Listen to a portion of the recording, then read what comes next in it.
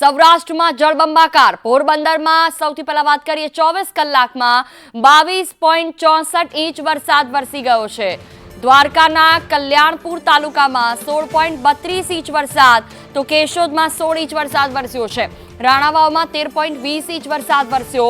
વેરાવળમાં 9.20 નો આંકડો સામે આવ્યો।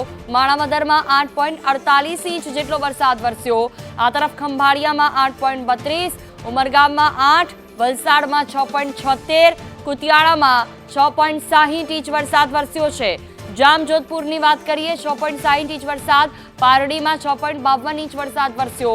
પોરબંદરમાં 121 થાંભલા પડતા 36 ગામમાં અંધારપટ છવાઈ ગયો છે। ચારે તરફ પાણી, વરસાદ સતત વરસી રહ્યો છે અને તેમાં લોકોને પણ એટલી હાલાકી પડી રહી છે। દ્વારકામાં 112 થાંભલા પડતા 18 ગામોમાં અંધારપટ છવાઈ ગયો। તમામ લોકોને રેસ્ક્યુ કરી બહાર કાઢવામાં આવી રહ્યા છે। જે લોકો ફસાયેલા છે તેમને બહાર કાઢવામાં આવી રહ્યા છે। ટ્રેક્ટર ને જેસીબીની મદદથી ડ્રોનના દ્રશ્યો પણ સામે આવ્યા। ચારે તરફ દ્વારકા હોય, વલસાડ હોય, પોરબંદર હોય, તમામ જગ્યા પર પાણી જ પાણી જોવા મળ્યું। 16 થી 22 ઇંચ જેટલો વરસાદ આ 3 જિલ્લામાં જોવા મળ્યો છે। સૌરાષ્ટ્રમાં છેલ્લા 24 કલાકમાં ભારે વરસાદથી જળબંબાકાર।